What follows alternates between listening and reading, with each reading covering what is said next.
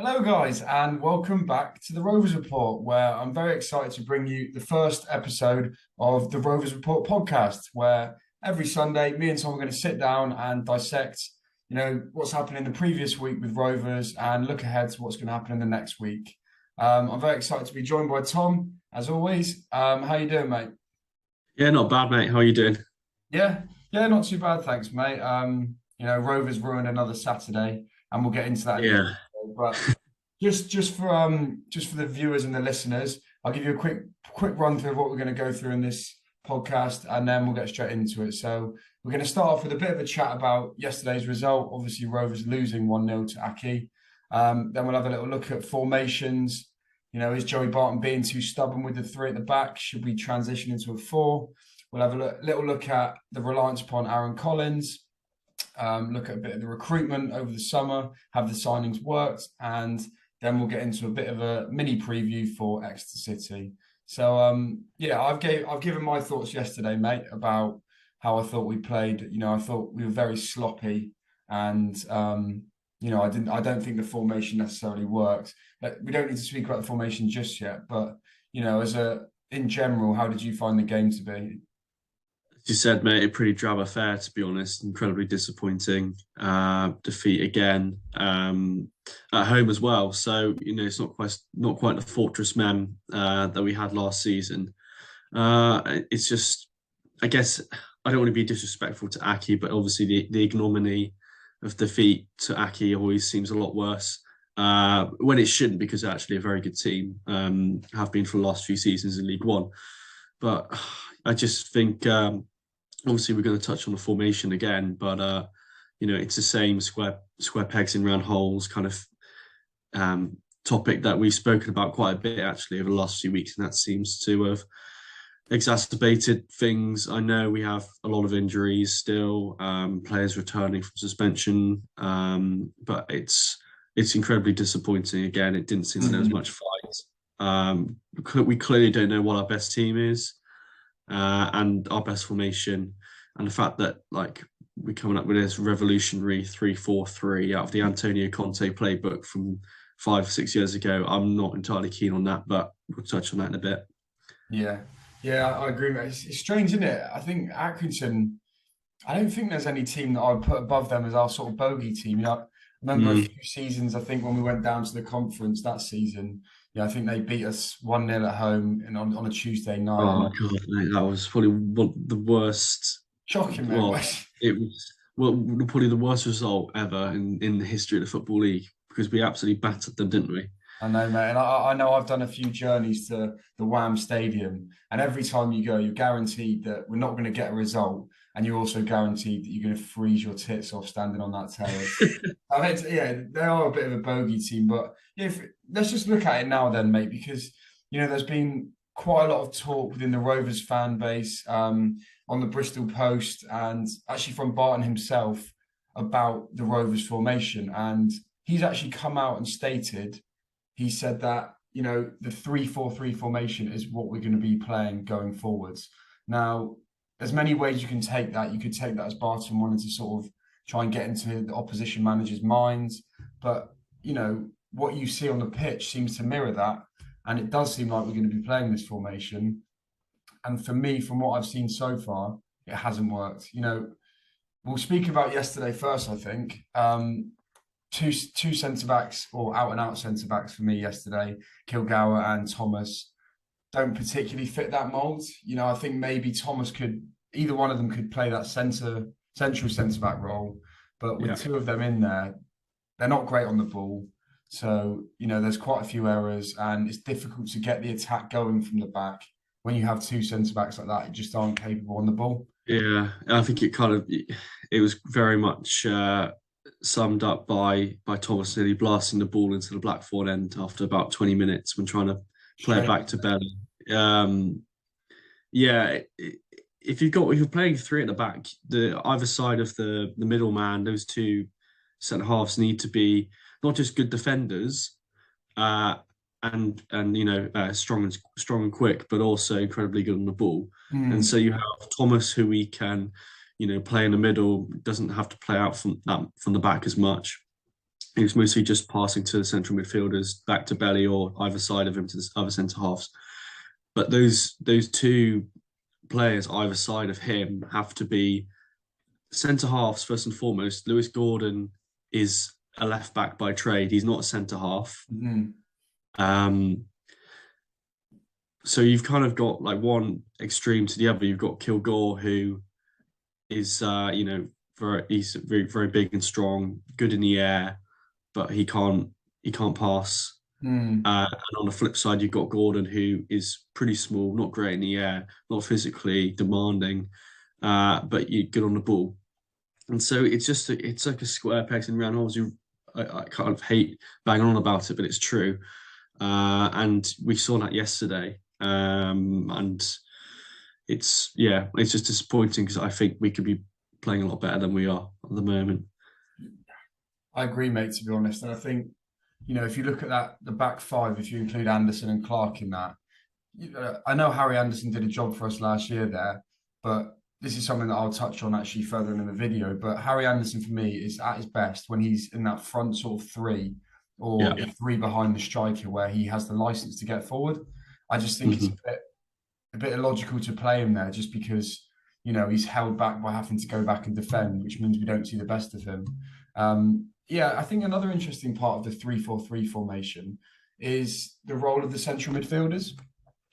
Just because obviously we went with Coots and Finley yesterday, who, I mean, both of them are capable of a bit of attacking flair, especially Finley. Actually, he's able to sort of, a few long range goals, and I mean, both of them definitely have good passing range, good vision, but they're different to Evans and McCormick in that sense, where they're not going to have a driving run which might cut open a defence. And I think that really showed yesterday. I think particularly, if McCormick didn't really play well yesterday, if your front three aren't really doing it, then there's a real lack of creativity at the moment for us. And I don't know whether the move for that is to bring McCormick back into the middle, maybe. But yeah, I just think it's interesting. If we are going to go forwards playing with this formation, I think we're going to have, either our front three are going to have to start performing a lot better, or you might have to swap out one of our more defensive midfielders for someone a bit more attacking. Yeah, I agree. I think you gotta always, if you're playing two central midfielders, one of them has to be, for me, someone who's going to make box to box runs. Mm. Maybe if we're lucky, like someone who's going to go on a drop their shoulder and take a few men on as well through the middle of the park, like Lines used to do. Do you remember Ollie Clark used to sit back and Lines Mm. sometimes would just drop his shoulder and take a few men on. So I completely agree, and I think the solution to that, I'd prefer having Evans in just because we know the quality that he has. Mm. And he can take a few men on. The thing that I've realised, and even more this season than perhaps in previous seasons, is you have so little time on the ball in League One compared to League Two, and Mm. that's caught Finley out, that's caught Coots out, it's caught Ever out, and you can Mate, see that in pretty much every game this season. so just to interject there, I think that's a really good point actually, and it's something I noticed yesterday. I was sort of it happens 3 or 4 times. I thought, you know what, I'm going to count this. The amount of times that our players were caught on the ball, I think it was about 15, mate. And you're right, you just don't get the same amount of time, and maybe it's down to rustiness, but we're 10 games in now, aren't we? So yeah, I think with the formation, the next thing for us to do actually, we obviously looked at what we've had in the past couple of games, but I think it's important to see what Joey's long-term plan is. And I'll quickly just run through what I think our starting team would be if all players are fit. And to be fair to me, that does give a bit more of a picture of how I can see it working. Yeah. I would probably go with Bobby Thomas in that central centre back, the back three. You put Gibson and Connolly either side of him. Gibson's got very good pedigree. I think Wendy fan said brilliant player, brilliant defender, and also very good on the ball. We know Connolly's very good on the ball. So I think, that will sort of help us to play more out from the back. I think at right wing back, I'd probably go with Gibbons. I think Yeah. in terms of natural wing backs, he's probably him and Clark, who I will be having on the left side. Those are the ones that make most sense to me. And he looked good when he wasn't injured. And then I'd probably go with Finley and McCormick at centre mids. I think, Coots does a great job. some games maybe bring him in, but for that energy, and then obviously McCormick's got a bit of attacking flair. And then I go for a front three of Collins, Loft, and Evo. And what I'd have there is I'd have Collins and Evo sort of rotating, a bit fluid, Yeah. and then Loft as the vocal point. And I think with that, mate, you've got quality on the ball coming out from the back who can play through the lines there. You've got energy in the midfield. You've also got creativity. And up top, you've got Collins and Evo, who we know can produce a moment of magic. And then off the bench, you've got your likes of Jasper, Marquis, Anderson, Coburn. So, yeah, I do think this formation can work, but I just think it's about being pragmatic at the present, isn't it? Look, he can accept and go, all right, fair enough. In the future, we want to play it, but for now, we don't have the players for it. So let's go back to a four at the back. Sorry, I rambled on a bit there, mate. But if you're looking long term, how do you feel about the three at the back? No, I agree, and I agree with that team as well. I think naturally going forwards, it's clearly the formation that and the team that we should be playing, and a team that I think would do okay in League One. And then just to repeat what you said in terms of pragmatism, we don't have the players at the moment, as you said. You had Connolly in that team, Gibbons in that team. That's the whole right side of that back five almost. So for me, it's just a little bit of. I know Jerry sort of, I guess prides himself on being able to change things quite quickly or in terms of formation, but we really did. We should have played four at the back yesterday. I think. It was annoying that Hall also was away, as he could have slotted in at right back. We would have played Thomas and Kilgore centre halves, and then Gordon left back or Trevor Clark left back. Trevor Clark's an interesting one for me, Mush, because there seems like a lot of huffing and puffing, but he'll put a lot like a good cross in every so often. But I kind of feel like his output should be a little bit more. Saying that though, I think he's more suited to that wing back role than Gordon, who I'd see as a more natural left back. So I think that the formation should work. And we have a squad of players that could fit those roles quite well, especially at the back with both Connolly and Gibson. So I think it's just disappointing that we've sort of persisted with it for two home games in a row where we probably should have won them, both of them on paper. I appreciate we had to play Whelan, or he chose to play Whelan really, a centre half against Lincoln, and then obviously Aki a bit of a bogey team, but sort of no excuses in the fact that you didn't put your best team out on paper, in my opinion, for both games by not playing four at the back. So it's a frustrating one, but I think it's the right way to go forwards in terms of this formation. Yeah, to be honest, mate, I agree with most of what you've just said there. And we were going to speak about Collins first, but actually, I think that kind of links in quite nicely to the bit about recruitment. And I think it's a topic worth exploring, isn't it? Because, we obviously had some outgoings this summer, the two major ones being Elliot Anderson and Connor Taylor going back to their parent clubs. And look, I don't think anyone expected us to be able to replace Anderson. He's clearly shown now that he's of a different level of player to one that should be anywhere near Bristol Rovers or League One. But, Connor Taylor, I think, fair play to him. He's playing at Stoke in the Championship now, but I still think we could have replaced, and you never know. I mean, with Gibson, we may have found a replacement there. Yeah. But I made a little list of our signings and how I think they've done this year. And it's quite grim reading, to be honest, mate. If I go through it, you've had Marquis, I put down as poor. I don't think he's really done anything. He's got one goal for us. Hasn't looked that dangerous. Hasn't offered much. Gordon, I had this on the line. I said it's almost too early to call, but also pretty much ineffectual. Do you know what I mean? That he hasn't really done much. Rossiter, when he hasn't been injured, I think he's been poor again. Yeah. I think he hasn't offered anything different in that midfield. It's almost like you're playing a poor man's Paul Coots in there. And I haven't been impressed. Gibbons has been injured. Coburn obviously is injured. Connolly's done okay when he played, but he's been injured for the majority. Gibson injured, and then Jasper, Thomas, and McCormick. It's too early to tell. So, by all accounts, mate, it's a pretty poor window so far. If it continues in that vein, you got to say that it's not been good recruitment at all. Like it's very rare that you start a season and not one of your new transfers hits the ground running or does well. And that's the case for us. I just think, is Barton to blame for this, or is it just bad luck? Um, I think it's a bit of both, mate, to be honest. I know we spoke about this a while ago and we both gave the window a 6 out of 10. Mm. Hindsight's a wonderful thing, and with that in mind, it would probably be a bit less now. Maybe we'll be proven wrong when players return, but yeah, it does seem like a very poor window that we had. I'm not sure if we're going to bring in another free agent. I know there were talks of that which have kind of not really gone anywhere, so that's slightly disappointing. But yeah, it's a bit of a weird one for me. I seem like there's a bit of persistence to start roster at the beginning of the season, which I was kind of surprised at considering how poor he was on the first game of the season.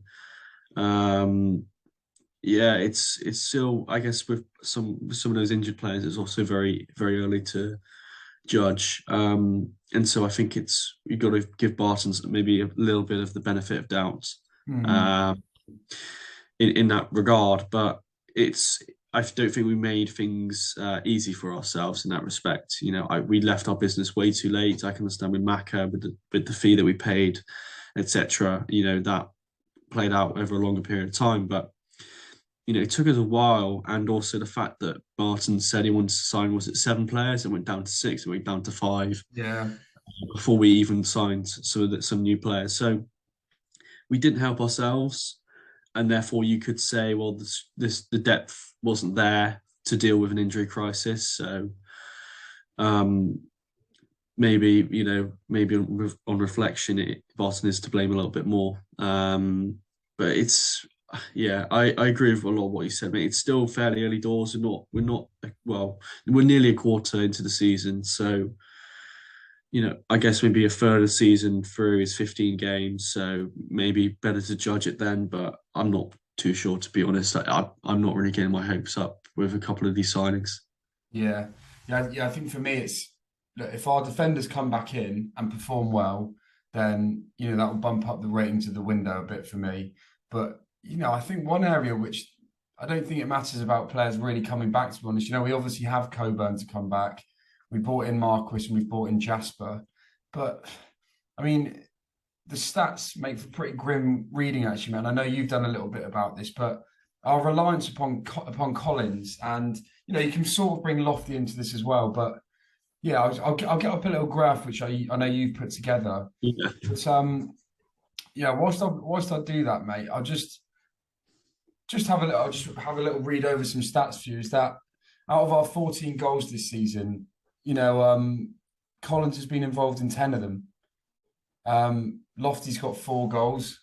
So I just, I think there needs to be a bit of a share of the burden, doesn't it? Because as you can see on the graph, Collins is, he's massively important to us, but we need to have other players scoring. If you just want to sort of, if you take us through Yeah, the sure, side, mate. So this was data from I think last week, and for and the sorry, mate, Spotify, if you just bear in mind as well, some people will be yeah, listening. for the So Spotify listeners yeah, out there, we got just like a scatter plot chart with expected goals and expected assists on the x-axis and actual goal and assists on the y-axis. Um, and we can obviously see that Collins at the time I created this chart was way ahead of everyone else with 9 goal assists when his expected goal assists were around 5 or so. Um, Everyone else, well, apart from Loft, has obviously not scored more than 3 goals. So I know Marquis is up there with 3. GA, that's obviously 2 assists and the 1 goal so far this season. Evo's got two assists, I think. Were both of them at Burton? I think both of them at Burton, actually. yeah, Sorry, he scored one at Burton and assisted another at Burton. yeah. That's Um, he got the free so you kick, think didn't of Burton's side mush, he? that's Shocking. 4 out of 14, and yeah, Collins is could be the best striker in the league at the moment, and without him we'd probably be rock bottom. It's not really an outlandish statement to make. So it's quite it's quite shocking that we're sort of so reliant on one player. I know Loftus scored two or three, he's in fairly good form, but at the same time, he should have scored probably about eight or nine.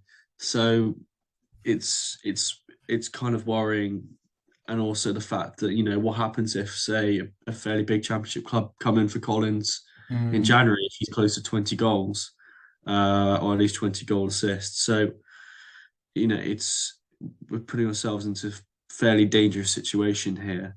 And some of those players just clearly haven't been performing. I know that's in sort of goal assist output, which is your final output, but your sort of intermediary processes. Mm. Thinking about the source, the good football that we were playing last year that would lead up to goals. I'm not sure what the technical term is for it for the statisticians out there, but Or um, someone will let but us know in the comments. yeah, I think just it's just been really poor. And the thing is, it kind of reminds me like a Will Hoskins situation. Do you remember when he was at Will Yeah. Hoskins was our striker, scored 20 goals and we were relegated comfortably that year. Um, I'm a bit like a John Joe, we rely on John Joe O'Toole. I know he sort of divides opinion amongst Rovers fans, but the fact of the matter is he scored 15 goals from midfield Mm. in a really poor team. And when you become so reliant on a striker, but you're also struggling as a team, it's a kind of potent mix, because you'd obviously be a lot worse off without them. At the same time, they could be poached. Or what happens if Collins stops scoring? So, it's very, very worrying. We're sort of thankful to Colo because without him we'd be up shit creek even more. It's very true, mate. And yeah, as we spoke about, like, just I think obviously there's been a vacuum of quality since Elliot Anderson's left the building. I don't think it's helped that Evo and Harry Anderson have had a terrible starts to the season. I Yeah. think if those two were firing on all cylinders, we might see it would be a completely different team, wouldn't we? Especially Evo, I think.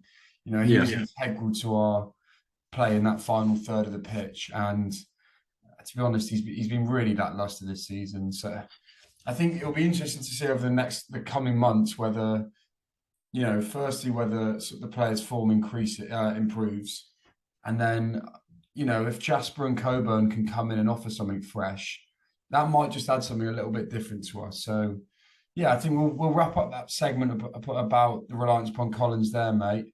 And yeah, if we just sort of finish off with like a bit of a mini review of the first 10 games into comparison to last year, and then just look at the extra preview. So just a few stats for us. Last season at this point, we had 3 wins, 1 draw, and 6 losses. If we compare it to this season, we have the same amount of losses, but we have 1 more draw and 1 less win.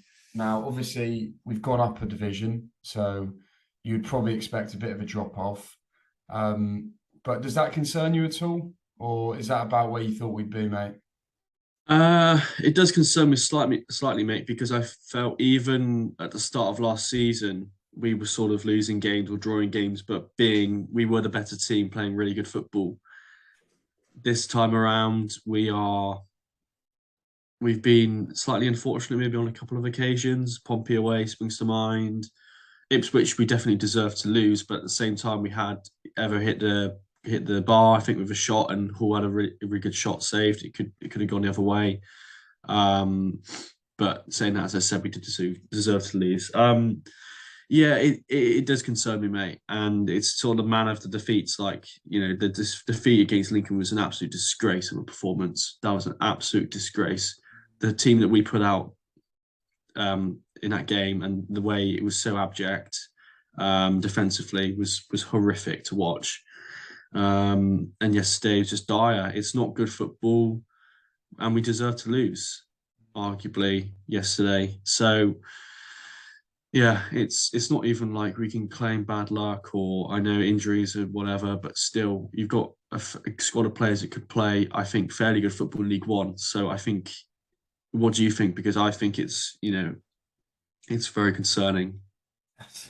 I just I just think it's a bit depressing because I think if we're being realistic, there's got to be a recalibrating of our expectations. So I think you look at last season, and we so if we sort of take that as a model for what's going to happen this season, we start off poorly, and then towards the end of the season we dramatically improve. But I think there has to be a caveat to that by saying that without Elliot Anderson, we would not have got promoted. So you say you put that into this division and say, okay, well, we're going to improve, but we're probably not going to improve as much as we did last season because it's a higher division and there's better teams. So, say we won, I don't know the exact numbers, but say we won 20 games in that last part of the season, we might only win 10. And then you also take out the fact that we won't have Elliot Anderson this season. Yeah. So, I think we're going to improve, but I think in very small amounts. And as I said, I think we just need to recalibrate our expectations. It's not fun. It's not glamorous to say, look, a great season for us is going to be to stay up. But that's the reality of it. And yeah, it's sort of gone off on a bit of a tangent there. It does worry me, but I don't particularly get too concerned until, November, December time. And then that's when it starts to matter because I think we're probably going to stick with Barton no matter what. So I don't think necessarily sacking him before the January window matters. But, by December is sort of, look, you don't have much time to get this right now. And if we're deep in the middle of a relegation battle, things can go against you. If we, like you said, if Collins gets injured, where are our goals going to come from? So, I am concerned, but give it time. Let the players come back to fitness, and we'll see how things happen, mate. But if we just finish off, mate, by having a little brief look at Exeter. Obviously, we're going to cover this in our preview later on in the week, but a bit worrying, isn't it, Mush? Yeah, they obviously Hull Forest Green 4-0, so I think they're one of the highest scoring teams in the division, and I think we're up there with the teams that have conceded the most. How are you feeling about it, mate? Not very hopeful. As you said, score a lot of goals. They've been very inconsistent. They've lost to the likes of Burton and to Salop as well. Although Salop, obviously doing a lot better now than when we played them.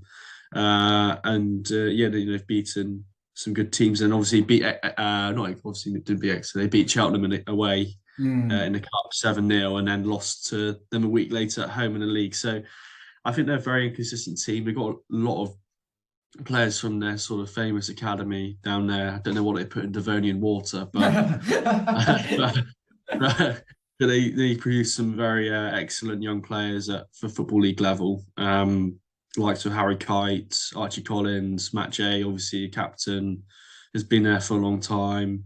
And they obviously produced Ampadu, who, is still a very good player. And Jack Sparks is another one who I think plays left back for them. So, they threw away the game against Salop, actually. I think that was a high-scoring game. Good comeback from Salop. But, it seems to me that, especially at SJP, I think going there is going to be quite tough, to be honest.